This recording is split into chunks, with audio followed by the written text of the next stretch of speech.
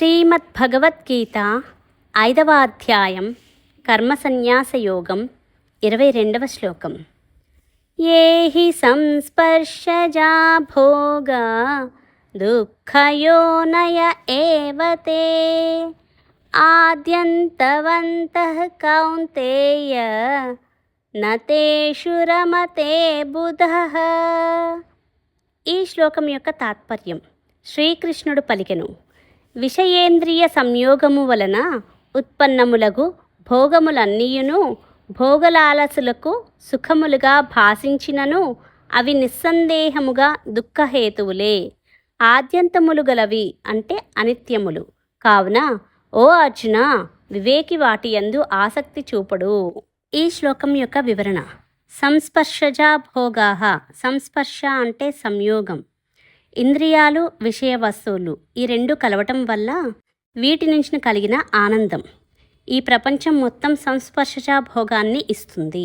దుఃఖయోనయ ఏవతే.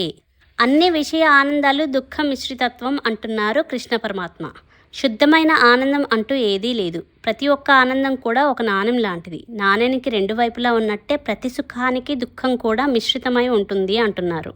వీటికి కారణం ఆద్యంతవంతః కౌంతేయ అంటే విషయ వస్తువుల మీద ఆనందాలన్నింటికీ ఒక ప్రారంభం ఉంది. అది ఒక వ్యక్తితో అనుబంధం కానీ ఒక వస్తువుని పొందటం కానీ. అందువల్ల దానికి ఆది ఉంది.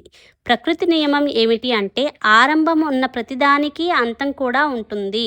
ఒక వస్తువు రావటం ఆనందదాయకమైతే అది వెళ్ళిపోతే దుఃఖాన్ని కలుగజేస్తుంది. అదే ఒకవేళ వెళ్ళటం ఆనందదాయకమైతే రావటం దుఃఖాన్ని కలుగజేస్తుంది. అంటే ప్రతి ఆనందం దుఃఖ మిశ్రితత్వం అంటున్నారు. ఈ బాధ పోవాలి అంటే కొన్నాళ్ళు ఆనందం పొంది ఆ తర్వాత దుఃఖం అనుభవించకుండా అసలు ఆ వస్తువునే పొందకుండా ఉంటే సరిపోతుంది కదా అనుకుంటారు. ఆ వస్తువుని పొందకుండా ఉంటే మనస్సు శూన్యంగా ఉంటుంది. ఒంటరితనం బాధిస్తుంది. ఏకాకిగా అనిపిస్తుంది. ఏ విధంగా చూసినా బాధే. అది పొందితే పోతుందనే బాధ, పొందకపోతే ఏమీ లేదనే బాధ.